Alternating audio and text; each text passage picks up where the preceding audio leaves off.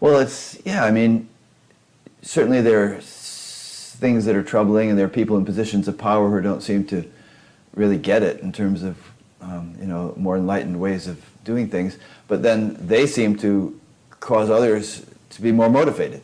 So Right. you have the Me Too movement, and you have a much bigger sort of environmental, outcry, and all kinds of other things. People are sort of saying, "Wait a minute, this is wrong." And whereas Right. if you had, leadership which was kind of like, sort of wishy-washy about it, but not so bad, people might think that they didn't have to do anything. Right. Yeah. For me, it's been really exciting to see the activation of young people. And I know the millennials and the younger generations get a lot of bashing for things that they do, the generational stereotypes we have. But the small footprints, the lack of wanting to have possessions, the urbanization where basically you're consolidating all of the human impact, all of these things to me make me hopeful that when they become our age, that and the acceptance of people of all backgrounds, races, genders, all those things. Genders, sexual orientations, Right. sexual identities. To them, this is a no-brainer. Yeah. Not to all of them, but to the majority of them, they're global citizens. They've been global citizens since they were born. And, with their gadgets, which have their own problems. But there are good things happening that, to me, make me hopeful that we may be moving towards that. Yeah. Great. All right, I'm going to shift gears here. So in my notes here, you say, early in your book, you say, the path to liberation includes 3 stages: ethical behavior or morality, sila, concentration or serenity, samatha, and insight, vipassana. So we've talked a little bit about all 3 of these, but let's go through them again in a little bit more detail. So does it make you scratch your head? I mean, maybe it's just what we were just discussing about how the people who have, many of these teachers who have come to the West didn't have the training for dealing with Western society, but certainly they had, if these 3 are really the pillars of the path to liberation, they must have had ethical training, and yet scandal after scandal after scandal keeps rocking all the different sanghas, Buddhist and otherwise, not only with Eastern teachers, but also with Western teachers who get fairly, Spirit Rock just had a big scandal, some guy got kicked out. So what do you make of all that? How do you come to terms with it? Yeah, well, this is to me the whole lack of understanding and lack of emphasis about awakening. Mm-hmm.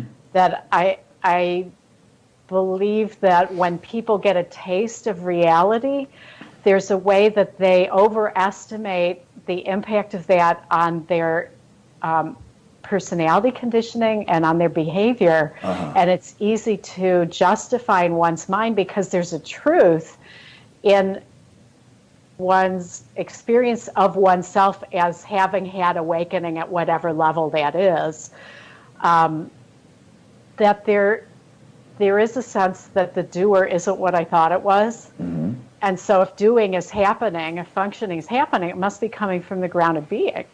Right. And yet the distortions, these traditions don't have embodiment practices. That's, to me, and they overestimate the impact of awakening and they underestimate the strength of the ego. I mean, you got to bow down to the ego. And you see how powerful and strong it actually is.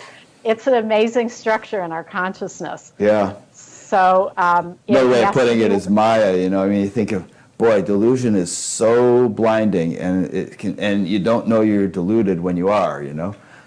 Right, and the way that there's been such a power differential between teachers and students, and not. This is one of the good things I think the Western evolution of spirituality is bringing, is a flattening of that hierarchical sense and a greater accountability. But I really feel that this whole move towards embodiment and understanding what happens after awakening is a big part of it that's been underestimated grossly. And I would also just add to that, those are the 3 stages of the path in the Theravadan, but I would add to that Rigpa, or a self-transcending practice, that is really part of the stabilization of awakening in my understanding and experience of it. So this book was, a Theravadan presentation, but my own practice includes some other things and my own understanding. Yeah. So I remember hearing a quote from Padmasambhava, and you've probably heard this, which was that he said that although my awareness is vast as the sky, my attention to karma is as fine as a grain of barley flour. Have you heard that one? I love your quotes. I'm going to have to write these down afterwards. Yeah. So in other words, he was a pretty enlightened dude, but even he, and there's another quote from Carlos Castaneda's teacher, Don Juan. He said, a warrior, by that he meant sort of an enlightened Oh yeah, I person. was very into those teachings. Yeah, he said, a warrior has time only for his impeccability. So in both of these examples, what these guys are saying, I think, is that you may be like the most enlightened guy ever to come down the pike, but it doesn't give you a pass on being sort of diligent and discriminating and discerning and careful and attentive and all that stuff to your behavior. Right. Absolutely. That's exactly, I love those quotes because they're pointing to the same thing that we've been talking about, of this attention that still needs to be paid to the places where the distortions are still present in our consciousness, even with awakening. I mean, before awakening, yes, but even after awakening, to continue working that material to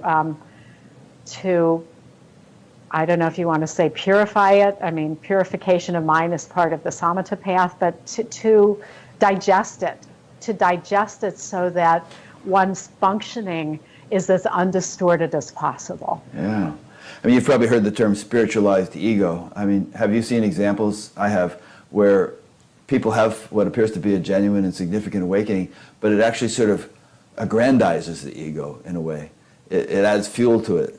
Yeah, there's a huge danger of that, huge. I think that's probably what's happened in a lot of the scandals, is that it kind of, that there's an energy, like, I was talking about what happened to me in the year with all the Kundalini. There's a certain kind of power and energy that can come through that is genuine, but if it goes right into the ego, now you've got this energy being filtered through a personality that doesn't know that's what is happening. Yeah. And, I think of some of the scandals of people communities I wasn't in, but gosh, the damage that was done, damage. And fortunately, I think if there is a good outcome from some of these scandals, it's that people are a lot more circumspect about their teachers. They don't just, I think the going along is hopefully diminishing rapidly, where people won't tolerate things that they used to. Yeah, that's one of our hopes with the thing that you have joined, that I helped found, the Association of Professional Spiritual Teachers, which we're changing the name of it to the Association for Spiritual Integrity. But it's to sort of, I mean, people misunderstand it as being some kind of holier than thou, judgmental, goody two-shoes kind of thing. But really what it's an attempt to do is to just sort of increase awareness or raise consciousness about what is or is not an appropriate way for a teacher to behave, for basically any human being to behave, but especially a teacher, so that students don't look at a teacher and say to themselves, well, what he's doing seems really off, but who am I to judge? Because I'm just an ordinary person, and he's the great, wonderful teacher, and I can't. His ways are inscrutable. No, I mean, people should not abdicate their common sense and their judgment and their own discernment. In fact, Buddha is famous for quotes like that, of exercising your discernment and not believing something because anybody says it, including him. Right, yeah, see for yourself. That's one of the things I love about the Buddha, was don't take my word for it, see from yourself, but keep your discernment too. Yeah, I think it's great that you and the others who have founded that organization are doing that. I've always because I've been sort of affiliated, even though I've been kind of a free agent in a certain way because of the way I got authorized to teach, kind of went around the system that existed, which had its own problems in the West. I've always been affiliated loosely with a couple of different groups, one of which was Spirit Rock, and used their code of ethics and also the Diamond Approach code of ethics. We looked at all those, by the way. We had a dozen different codes of ethics that we kind of poured through to fabricate one for our thing. Yeah, and that's great. But that's always been something I've known about and felt was extremely important to have one that was published on the website and that was I lived by. But people are hanging out shingles as spiritual teachers who anybody really can hang one out now. Yeah. And so to have a place where teachers can go and say, okay, I'm going to commit to this, even though I'm not affiliated with a particular, lineage or organization, it gives them some guidelines and it gives students some ways to have accountability for teachers too. Yeah. So if ethical behavior is one of the 3 stages on the path to liberation, why is it? Well, Sila, I wouldn't define Sila necessarily. Maybe it's in the book. It's traditionally been defined that way, but really it's a lot more practical than that. And the way that I would define it now is as wholesome living. Okay. Ethical behavior sounds very sounds puritanical. A little prudish, yeah. It's very prudish, very Ten Commandments oriented, So I don't call it that. I call it wholesome living, where you're constantly, and this is a very dynamic thing. It's not like a stage at the bottom and then once you're ethical, then you go on. It's like, okay, I go on retreat or I have some kind of profound insight that's deep, that affects me deeply about reality, about what I am and that underlying subtlety that you were talking about. Now I'm coming out, I'm in the world, I'm off retreat, I'm functioning. How do I come back and say, okay, how do I need to maybe function differently to actually be living from what I've realized? I need to be constantly looking at my life. And for me, this has been an ongoing practice. I do it every year. I have a time when I look at that, and I've looked at things over the years like entertainment consumption. Well, 20 years ago, I stopped getting TV piped into my house. I haven't had cable TV for 20 years. I do watch entertainment, but I didn't want to be, I would find I would end up just flipping through channels. And I'm consuming, this was 20 years ago, but I'm consuming junk food. Yeah. So looking at that, or looking at alcohol. I went for 8 years where I didn't drink a drop of alcohol. Not, again, from purist reasons, but because I didn't want to have that effect on my consciousness. Yeah. So these are the kinds of things, everyone needs to decide for themselves what is right for them, but it's bringing the consciousness to how we're living, how we're impacting others, and how we're embodying what our realization is, whatever level of realization a person has. Yeah. I think wholesome is a good word there because it has the connotation of like wholesome food or wholesome exercise or that kind of thing. And, we were talking earlier about the brain and the nervous system and the body being the vehicle through which realization is experienced or lived. Well, one of the big aha for me when I was 18 years old, I dropped out of high school, been doing drugs for a year, and I was kind of a mess. I'd been arrested twice. And one evening I was sitting there reading a Zen book, actually. It was Zen Flesh, Zen Bones by Paul Reps. You may remember the book. And I thought, wow, these guys are really serious. And I'm just screwing around. And if I keep on like this, I'm going to damage this vehicle of my through which I live my life. And I don't want to go through life with a damaged vehicle. So I thought, that's it. I'm going to stop taking drugs. I'm going to learn to meditate, turn the whole thing around. But it is. This whole thing that you've done with all these hundreds and thousands of hours of meditation, you're purifying the vehicle. You're purifying the instrument through which whatever realization you have is made possible. Right. And so, if we're however we might want to define unwholesomeness, there must be some objective measures of it. It generally impairs our ability to experience and to realize and to have clarity and depth of awareness. And so that's the purpose of it. It's not because of any kind of moralistic obsession. It's it's a practical thing. Exactly. It's totally practical. Like, when I live, like for me, there's been a temptation over the years to take in too much news. Where I'll start with 15 minutes and then it'll creep up and creep up. I have to go on a little news media diet, which I know a lot of people are having to go on at the moment. But it's those things, it's not helping me to understand what's going on if I overconsume that. If I eat a certain, like chocolate, if I have a certain amount, it's probably good for my health. If I have this much, it becomes unhealthy. So it's very practical, like you're saying. It's all about the middle way, right? The Buddha said, kind of balance. And for each person, that's different. Some people may want to live in urban environments where there's a lot of activity and they can maintain, that's their path. Other people may want to live in rural environments. Some people may want to work. Some people may want to do creative pursuits and they just live on very little.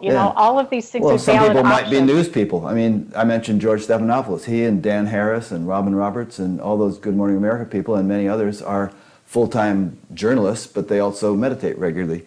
Right. That's their dharma. Well, and there's business people. I mean, look at me. I still go in and I work with corporate executives 2 days a week. And that's part of at least for now, that's part of my manifestation is to go in and do regular work with regular people.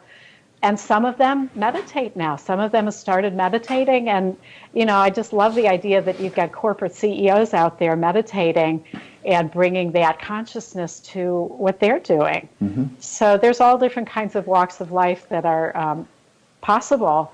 But it's like you said, it's a practical reality of living in a way that you're living what you've realized in those subtle, deeper levels as much as possible. Yeah.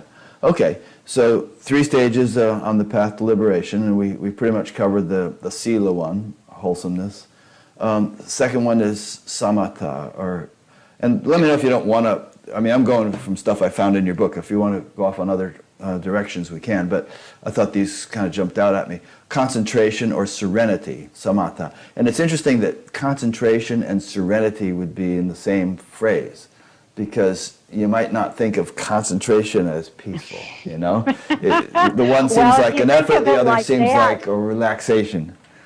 Right. Well, that's one of the first things that I do when I'm teaching is define concentration and to talk about, it's unfortunate that the word concentration we use in everyday language, and it often does mean like if it's really raining heavy when you're driving, I better concentrate, or if there's really bad traffic and there's a tightness, there's a strain.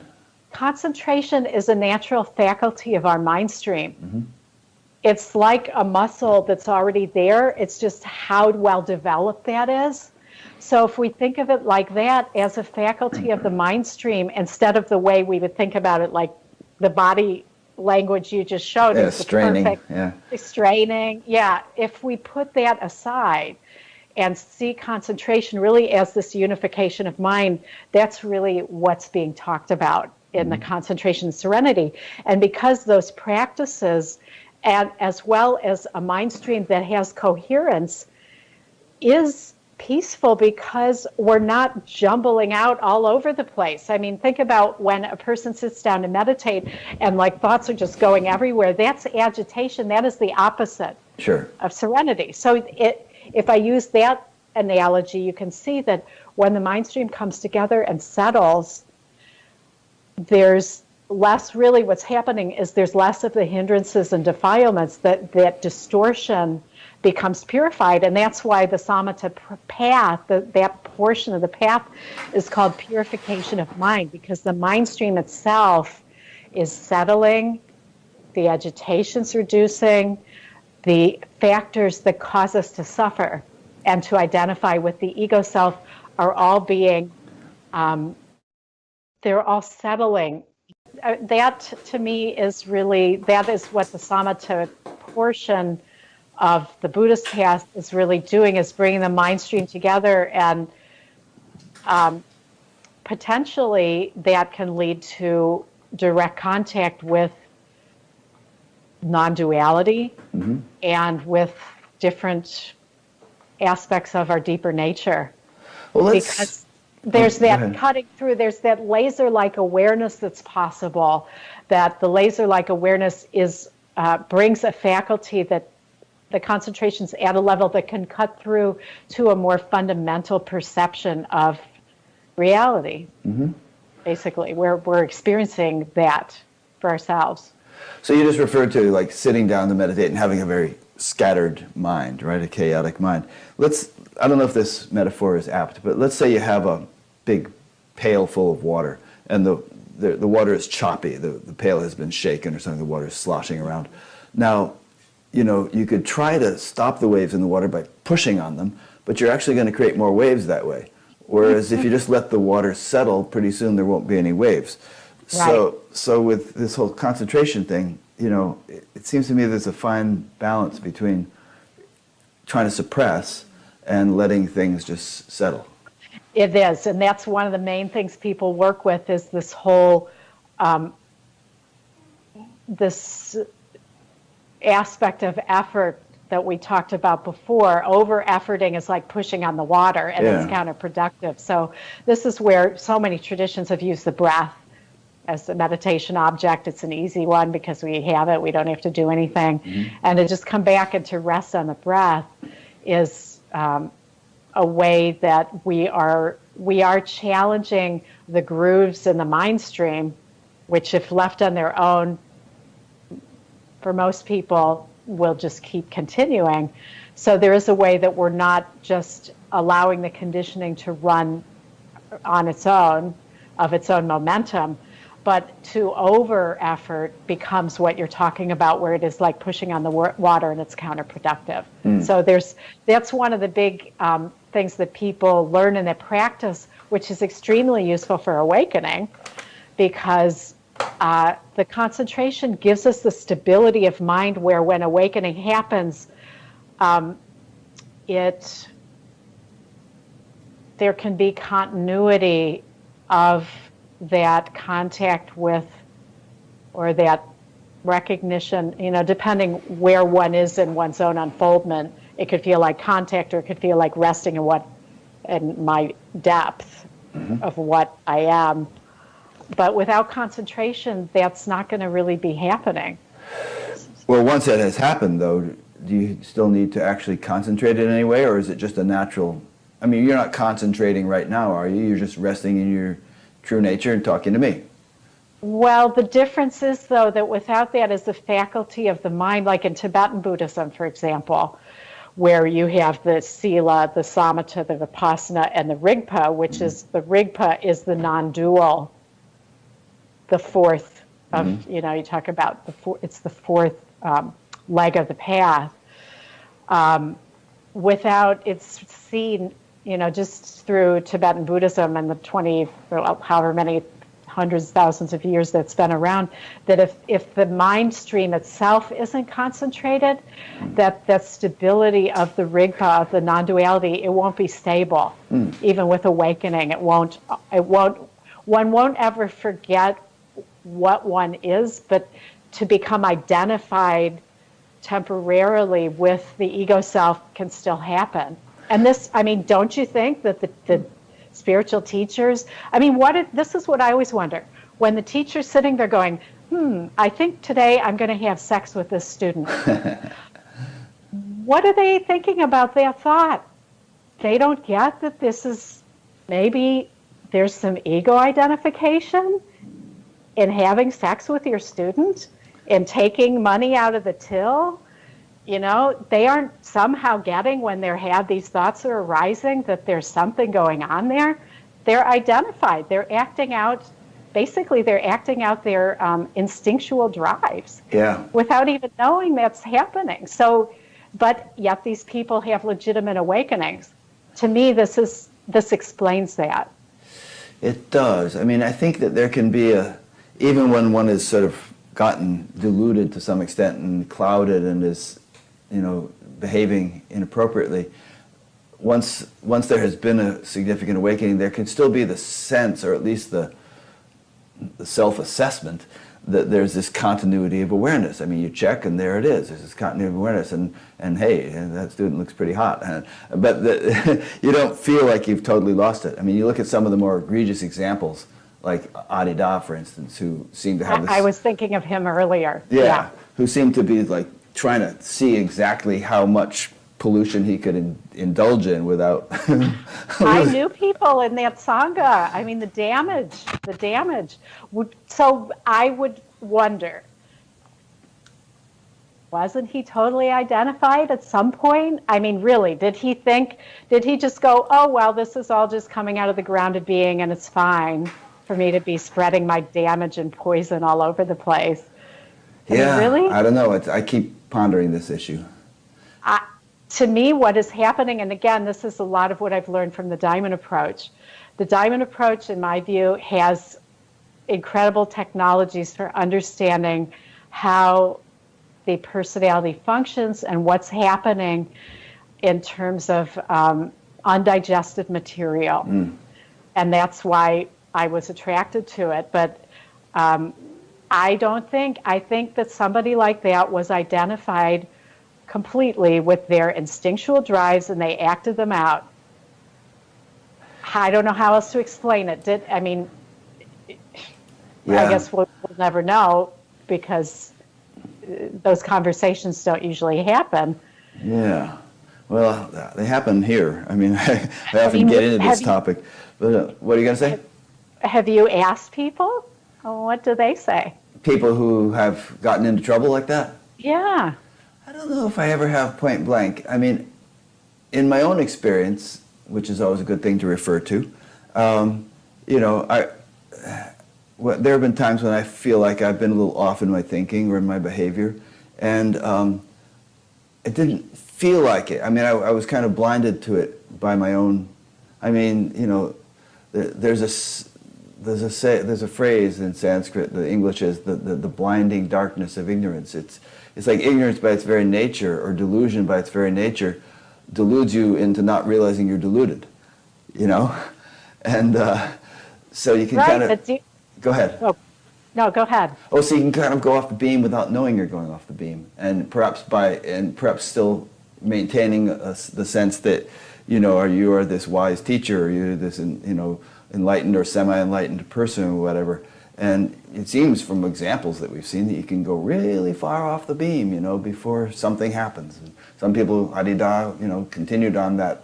I mean, maybe he cleaned up his act as he got older, but he continued being the avatar that he said he was until he died. I see that as delusion. If he was still doing the damage that he did when, the scandals were happening, to me, there's got to be, to act it out, it's one thing to have thoughts and to go, oh, I can see that, I got some personality material that's active there, but to act it out over and over again, to me, that's the person has lost touch with their deeper nature. If they're harming, because basically any other being, at least I'll speak from my experience, when I'm functioning from my deeper nature, other beings don't feel separate. Right. They feel in a certain way like, this isn't going to sound right, like me. Oh, I know what you mean. Me at the deeper, me at the, okay, here's the me that, here's the me that's separate. Right. My fingers, here's the me. Yeah. That's one. Mm-hmm. And if I'm functioning from down here, how can this harm this? Exactly. Love your neighbor as yourself, because your neighbor is yourself. Right. So to me, if somebody is really down here, they can't do that. They can only act it out. I'm talking about acting it out, realizing it, working the material. That to me is skillful, because then you're seeing it, okay, there's something active here that isn't coming from here, that's diluted. Mm-hmm. If you're up here harming here, you're lost in delusion at that point. At least that's how I see it. Yeah, and I think there are degrees of delusion, it's not a black and white situation, there are degrees. And one explanation that, for me, comes to the rescue is the notion of deflected kundalini rising. the Kundalini can have risen to a certain extent, and one can have a great deal of charisma and power. And I mean, Ravana in the Ramayana was said to be incredibly gifted in many ways, tremendous charisma, wisdom, power, all kinds of siddhis and this and that. But he was demonic. He hadn't fully gotten enlightened. And Joan Harrigan, who's been on this show, describes it in great detail in her books about how the Kundalini can rise to a certain extent and then get stuck. And and the person seems very gifted and very bright and a lot of Shakti, and they can give Shaktipat and this and that, but they're not all the way there. They're deflected. Right. They're I know, Joan. I mean, this is what happened when I had a Kundalini rising that knocked me unconscious once. Mm-hmm. And went all the way up on one side, and on the other side it didn't go all the way up. And so I sought her out for years, and it was really helpful. Her understanding of that process is very detailed, very evolved understanding. So that could be one explanation of it, absolutely. And this to me is part of why working with the body, because those Kundalini risings, when they, at least like in my case, there was material, both psychological material and physical in the body, material that had to be digested in order for those channels to go all the way up to the top everywhere, And so, that could be a more mechanical understanding of what's happening in those cases. Yeah, it's a theory. But it's something that I try to come to terms with, because you can't deny that some of these people were eloquent and brilliant and bright and impressive in various ways, and that's what confuses seekers and students, because they're wowed by that stuff, and they tend and so they kind of excuse or overlook or rationalize the other stuff because it seems like maybe that must be okay somehow because this is so impressive. Right. Well, and it confuses the person. I'm convinced that the most confusing, the most problematic confusion is in the person themselves, in the awakening person, the awakened person, because there is a sense of reality to the awakened understanding, and so it doesn't make sense that there would be personality material being acted out of, and the fact that there haven't been good technologies to work with it, I think, has been a big part of the problem. So that, to me, that's the leading edge of spiritual practice, is how to work with what happens after awakening, and not just flounder around with this confusion, both for teachers and students. Really. I know in the Vedic literature there are a lot of stories of yogis falling. They really get really high, and at a certain point they somehow get too big for their britches, and they crash down, and then they have to rework their steps and kind of regain the ground they lost because they had gotten tripped up by their own whatever. Right. Yeah, and if one has a belief in karma, which I do, the karma that we accrue after awakening, when we actually know the truth, to me is so much more than before when we're lost in delusion. Yeah. So it's kind of a sad situation when somebody who has clearly been awakened does so much damage for them and their own karma. Yeah. I hope people find this discussion interesting. It might seem to some people that we're obsessing on this point, but I get the sense that you've run into a lot of it, and I know I have, and I still do, and it's something I keep kind of dealing with and thinking about and processing and trying to kind of come to grips with, and possibly in some small way do something about. Right. Yeah.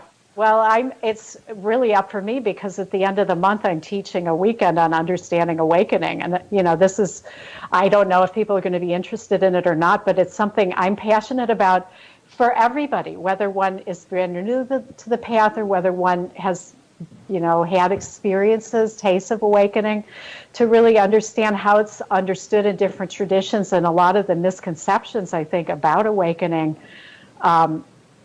that have led to a lot of harm, actually, to students and for teachers who didn't know really what to do with what was happening in their own unfoldment. Yeah. And I think for all of us to get real about what it is and to stop having this idealization of awakening. Awakening is just another stage of evolution in the human experience. No one's better because they've awakened. You know, I mean, to me, this is part of in Buddhism, there's Buddha nature. It's kind of the opposite of original sin, you know, where the worst mass murderer has the same Buddha nature that the Dalai Lama has. Yes. And so, and their harm and their contribution to the world is dramatically different. There's where the difference But inherently, we're all the same. We're all the same. And so that's why, to me, just because somebody has awakened, they may offer more, they may do less harm, but they're no better. So that's where, to me, to kind of de-idealize awakening and to have it be more practical, more real, where we can really talk about what's happening. Well, they're no better in a fundamental sense. But, you know, I mean, LeBron James and I share the same true nature, but he's a much better basketball player. So, you know, see, he is absolutely better as far as basketball is concerned. Right. There are real differences in terms of somebody's capacities, for sure. Yeah. So we just have to kind of, you know, throw that in when we say there's nobody's better or worse. Yeah, people are better in certain respects. Mother Teresa was better than Hitler, you know, in terms of her... In terms of her impact on the world, absolutely. Yeah, right. And in terms of capacities, that's true. But I think part of why awakening has been not seen from a practical standpoint as part of the evolution of humanity. Mm-hmm. And so there have been these situations where teachers could act out their undigested material and no one called them on it, and they may not have even really known what to do with these things. And that, to me, is part of what's happening in this era that we're in, where the monastic, you know, we're coming out from behind the monastery walls and trying to function in everyday life, having spouses or partners, that, you know, having a sexual relationship, having money, having mortgages, having jobs. All of these things is going to trigger all of these instinctual drives that we have. And so to kind of demystify it, where we're not putting awakened people on a pedestal that makes it impossible to actually deal in a practical way with the realities of awakening. Yeah. That's more what I'm saying. It's well put. You know what would be cool is and it might be hard to organize this, but if there could actually be some kind of a get-together of spiritual teachers in person, not just online. Kind of like Sand, but without the audience, you know, just spiritual teachers all together, hashing these things out together, discussing them amongst themselves. It might actually, you know, be a rising tide that lifted all boats to a bit. Oh, well, maybe your group will do that. Maybe it will. You know? To me, what happened, like when this all happened for me, and I can see that I really wanted to keep working on the personality material, it was so taboo. Mm-hmm. It was so taboo, and I felt like... and I think I know why it was taboo, but please say Well, I felt like, one, like something was wrong with me, and two, like I could see that other people were struggling, other teachers were struggling with the same thing. I wasn't a teacher at the time. Mm-hmm. I was just, a person. I became a teacher pretty quickly because of what happened. Mm-hmm. But nobody wanted to talk about it. Yeah. And it's like, okay, if you've had awakening, you should be done. You shouldn't need to talk about these things. And so it was a taboo within the teaching community. And how many teachers are going to want to come out and air their dirty laundry of the places that they still have personality material, you know? Yeah. But I just feel like this was part of my path, and I want to be real, because for those people who actually want to plumb the depths of the personality material, to have people out there like me who are saying, it's okay if you've had tastes of awakening or awakening and you don't feel like you've arrived, it's okay, and it's this is all part of the reality of the human unfoldment, you know? I was speaking with Miranda McPherson a couple of weeks ago, and she said that she makes it a practice herself to, even though she's a full-time spiritual teacher, to go and see other spiritual teachers, and also actually to sit with a therapist from time to time and work through things. But, you know, she considers herself to be, she has the humility and honesty to consider herself a work in progress, which I think everybody on the planet is if they're still breathing. And she makes it a point to make sure that, and you know, and this is not so unusual. Doctors go to conferences and they take extra courses to enhance their doctoring skills, and you know, it's just typical in many professions. So why shouldn't it be in the spiritual profession? Right, it should. And if we make it where it's not taboo, then that becomes a lot easier. Yeah, and again, it's not like, doesn't mean that, I mean, it does mean that you're not perfect, and why should you try to pretend you are? You know, Right, that in itself exactly. is dangerous. It is. It's the source, I think, of a lot of these things that we've seen, you know, to have us all be a work in progress and to be at different stages. Like you said, there is a reality to that we are all at different stages. But to have that humility and to be dedicated, to me, what I want for myself is to have that dedication to always continuing to explore further depth and further freedom. One thing I've been meaning to ask you, and this will be a bit of an abrupt shift of gears here, is, you know, you've done this amazing spiritual practice. I mean, you know, with 3 hours at a time and just really deep, focused meditation, and really, we haven't really gotten into the jhanas, which are various stages of spiritual experience, but you apparently have mastered all 8 of them and spent many hours in each of them and so on. Does all that concentrative ability make you some kind of a superwoman in terms of your regular life when you engage in a business context or something? Do you find yourself, or write a book, do you find yourself like with laser focus in activity?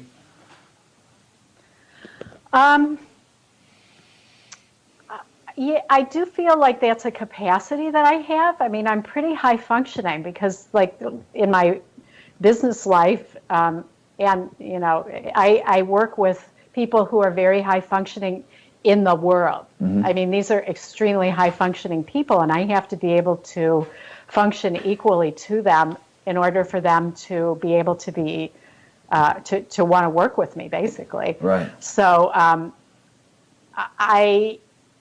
I guess that part of what I bring to that is those capacities of being able to move through things with a certain kind of focus and intensity, and then the Vipassana and the other practices bring that fluidity, which gets cultivated by those, you know, each of the 4 categories of practice they've now discovered in the brain research is doing something different to the brain, to the things they can measure, but also to our consciousness. Mm-hmm. So, I feel like it does influence my life in the world quite a lot, all of that. Yeah.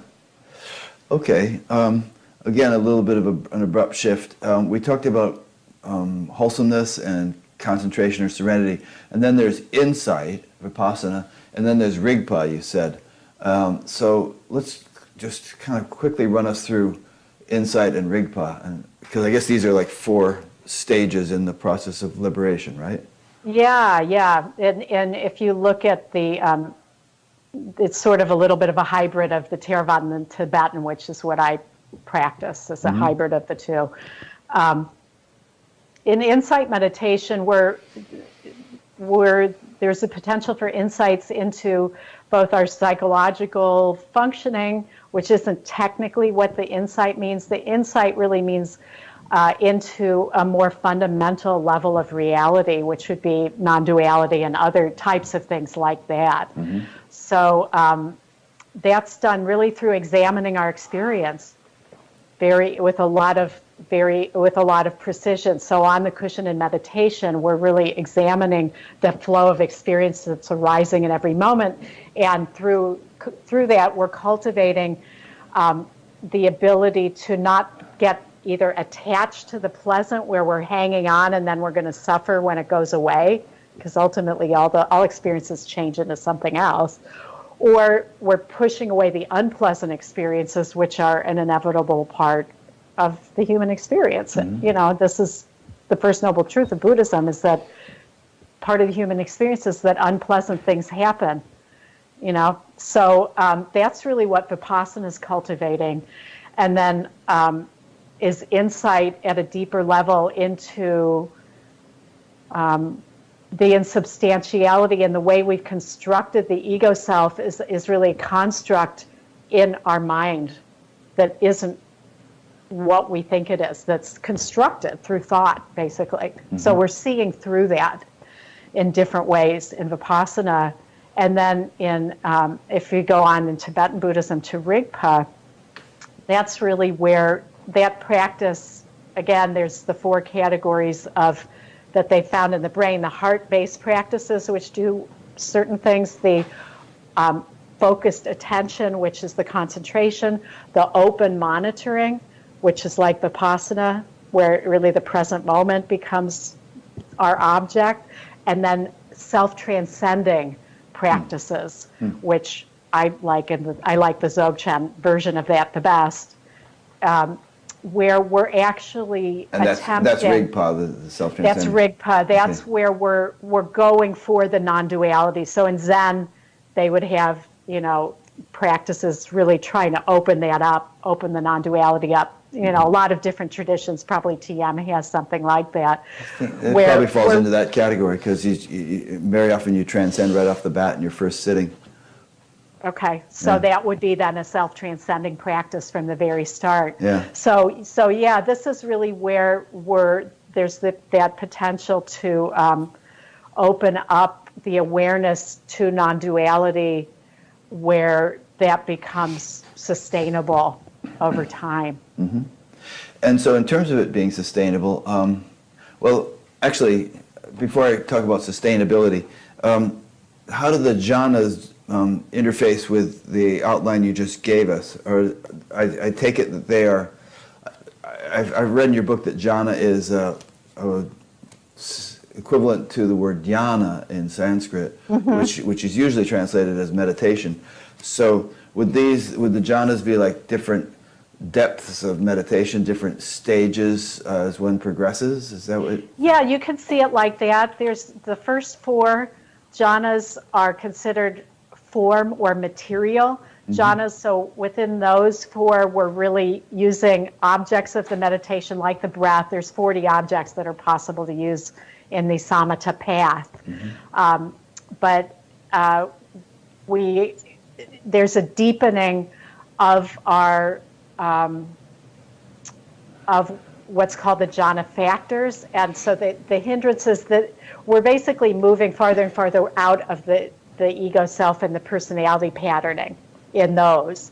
And then the second 4, so jhanas 5, 6, 7, 8, are considered a whole different category that's called formless realms, or immaterial realms, or boundless dimensions. So these are considered actual dimensions of experience that are boundless. Uh-huh. And they correlate. I mean, it just so happens that in my understanding, they correlate with what's the understanding is in the diamond approach of dimensions of reality, that different traditions may emphasize one dimension or another. So every tradition doesn't necessarily emphasize every one. Like Christianity emphasizes one that's more heart-based.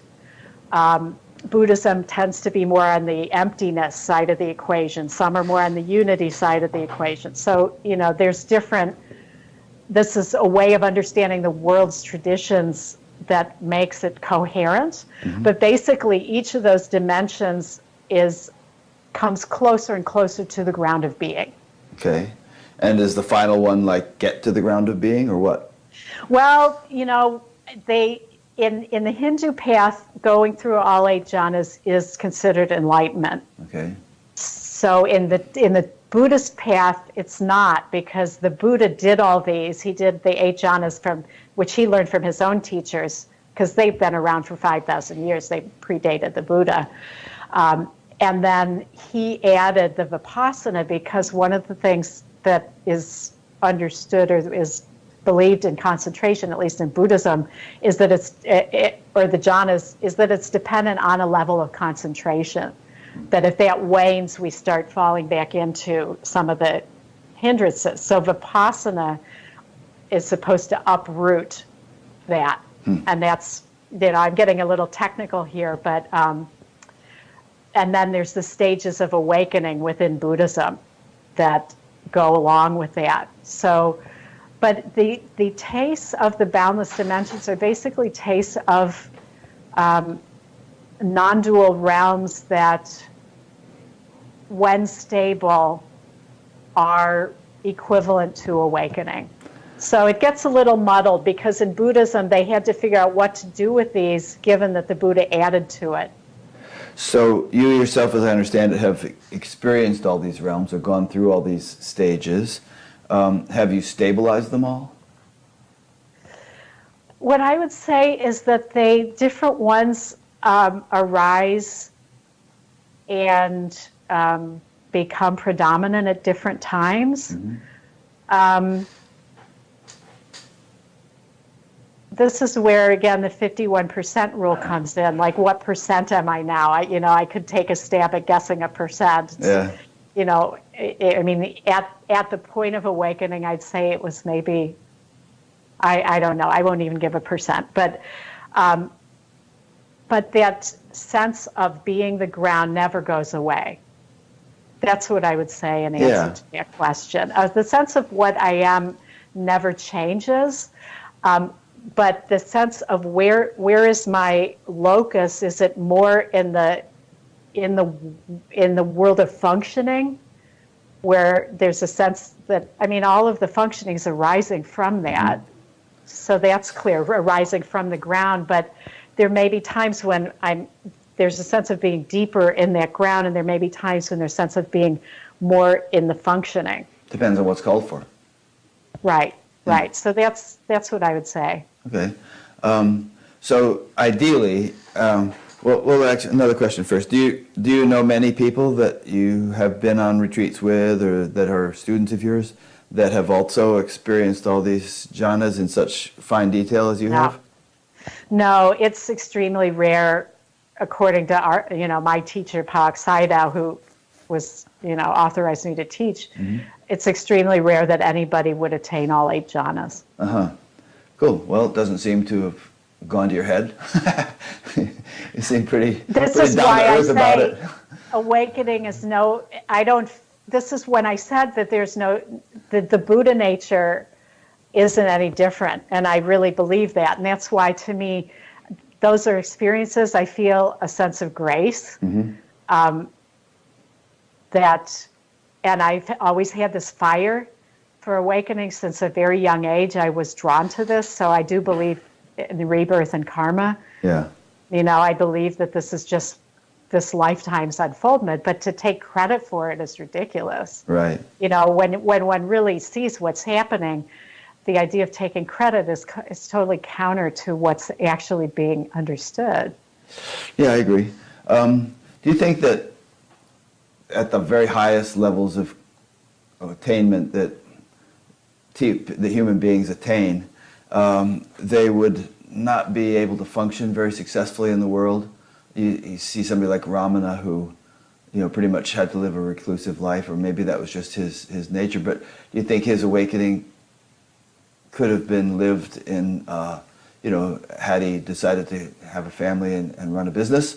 Or do you think that if you really want to get up there, you have to sort of live a lifestyle like that? Well, I'm a little controversial in this way, so I'll just say that before I answer. And Ramana, to me, was somebody who embodied being, I just talked about whether being on the functioning end or being at the ground end. He was at the ground end. And a lot of people put that on a very, very high pedestal, very high, that he maybe was one of the most in our time awakened beings because he was abiding in the ground end. Mm-hmm. And I agree that I experience through his teaching, that is how I experience his embodiment and his teaching. To me, the full human experience means living in the world. And so I don't see Ramana's embodiment as the pinnacle of the human potential. Yeah, Ken Wilber said something like that when I interviewed him too. But couldn't it just be that Ramana, had a recluse dharma? That's what he was cut out for. Yeah, it's not a criticism. Yeah. I'm just saying that what would have happened if he had had to pay a mortgage? Yeah. What if he had 10 children? I mean, we would have seen a totally different. This was his unfoldment, and it was perfect as it was. But to me, there's a way that what I see happening in the whole evolution of consciousness is, can we function living all of the potentialities of the human experience to be in a relationship, I don't have children, but for those who feel drawn to that, to have offspring, to contribute in other ways and still be fully functioning from that awakened place. To me, that is actually a higher bar than abiding, because I was at that point. I'm not saying I was anywhere close to the depth of Ramana, but after awakening, I thought I was going to go off and be basically like that, be just living my awakening and not interacting with the world that much. And I think this is actually harder. Yeah. I think what I did is harder, and it's causing my consciousness to have to do a lot of things that it wouldn't have had to do if I had just gone off and enjoyed my realization. Yeah, I could say something similar. I mean, I lived a monastic life for many years and kind of was bound and determined to do that for the rest of my life. But I think that, nature had other plans for me. And even though it has been harder in some respects, I would say, for me at least, it's been better. And I'm grateful that my life has taken this course. I think I'm much happier, more productive, more integrated, more balanced, and everything's better than anyone. I look at some of my friends who stayed with that other course, and some of them are doing great, and some of them, could use a little integration, but it may be a little late for them now. They're pushing 70. Right, well, that's what I'm saying. Whatever a person's dharma is, if it's to be a monastic, I have great respect for that. Yeah. I'm just saying that traditionally there was this thing, monastics or Ramana, and there was this pedestal that this is the ultimate this is the ultimate pinnacle of humanness. Right, we want the bestest thing we can get, we're zealots. I'm just putting out there, I know it's controversial, I've had people, even spiritual teachers kind of attack me for saying this, so that was interesting. But I will just put out there that coming back from awakening and seeing what kind of embodiment and what you just talked about with your own life of living as a regular human, what's possible in that. I'm not saying it's better, but what I'm saying is that I think it's equal. Yeah. And that even the way you asked me that question, there was a little bit of an implication that, well, do we have to abandon regular life to get to the level of a Ramana, like his level? Well, people wonder somehow, that, I don't know that his level was higher. Maybe his level wasn't as functional. Maybe he didn't have the flexibility to go from the being at the base to being in the functioning. Maybe that was limited in him. Yeah. I mean, I'm not, again, I have great respect for him, but I don't know that when I see that, I see the full potentiality of the human experience, Yeah. So, and it's hard to judge from the outside. I mean, if we could step into his eyeballs behind them and see the world as he saw it, and then step into somebody else's and see that, then we could really measure it. But it's hard to say. But obviously he served a function and he had a huge impact on the world. Totally. I mean, I have great respect for him. And I think there are a lot of ways to embody full realization. Yeah, that's a good way of putting it. And there are people, such as Amma behind me, who's a recluse in the sense that she's not a householder, but who is immersed in a level of activity that would kill the average mortal in a short time, dealing with everything, from running hospitals to orphanages to everything, hugging them, 30 million people, and yet always in this sort of amazing state of grace, and never wavering in it. So, well, I guess just to wrap up this point, we're all sort of sense organs of the infinite, and sense organs each have their own function, and you can't say that the eyes are better than the ears, which is better than the sense of smell or something. They just have different functions. Right. Absolutely. They're all manifestations, like you say. They're the fingers of the hand, and every finger is equally as good as every other finger in terms of that manifestation. Yeah. Well put. Alrighty. Well, we've been going on for a while, and they're probably, we could probably go on for as long as we just did and talk about entirely different things, picking through your book in detail. But I think this gives people a nice taste of who you are, what you're up to, and what should people do if they want to sort of connect with you more. You have webinars, you have in-person courses. Absolutely. There's the website is awakeningdharma.com. Or if somebody forgets that, jonasadvice.com. And I'll be linking to it from your page on Bat Yappa. Okay, yeah. So all of the teaching schedule, both for me and Stephen, are on there. I do work with people one-on-one via Skype, phone, Zoom around the world, so that's an option. And there's a new offering. There's free talks on Dharma Seed, lots and lots of talks if people want to hear those that get into the teaching more.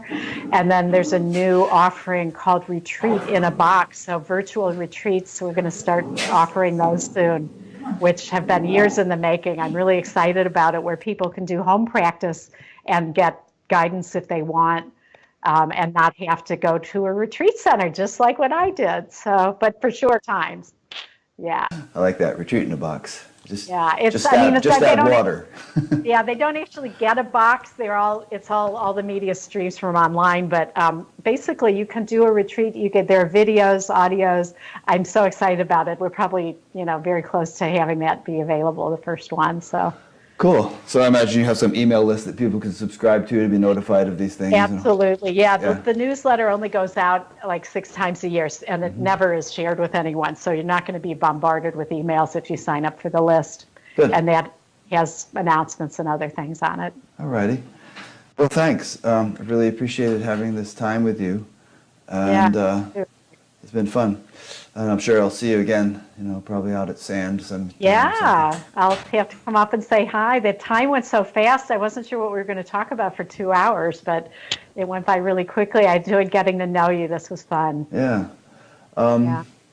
All right, so let me just make a few wrap-up points. Firstly, I want to apologize to the audience for all the dog growling noises and stuff in the background, dog barking and whatnot. Dogs will be dogs, and they seem particularly rambunctious today. I think because the weather's rainy and they sort of have cabin fever. They've been kind of cooped up here. But in any case, this is not NPR or whatever. It's just kind of an amateurish operation, but we do the best we can. So this, as you know, is one in an ongoing series, and there have been nearly 500, and hopefully there'll be at least that many more as the years roll on. If you'd like to be notified each time a new interview is published, please go to batgap.com, and there's an email sign-up thing there. And like Tina, we don't spam you or sell the list to anybody or something. You get an email about once a week when I do a new interview and put it up. And there are a number of other things you can see there too if you explore the menus, such as audio podcasts, if you'd rather just subscribe in audio than sit and watch videos. So check it out, poke around through the menus, and there will be a page for Tina on the site. And if you happen to be looking at this 5 years from now or something, there's under the past interviews menu, there's a place where you can just go, and if you just type in Tina, boom, it'll come up immediately, and you'll be able to link to her page and then bounce from there to her website. So, thank you, Tina. Thanks, Rick. Yeah. Thanks for inviting me. It was really, it was fun. Yeah, it was. And thanks to those who've been listening or watching. I'm a little hoarse this week. I have a bit of a cold or something. And hopefully next week I won't have it. I'll see you then.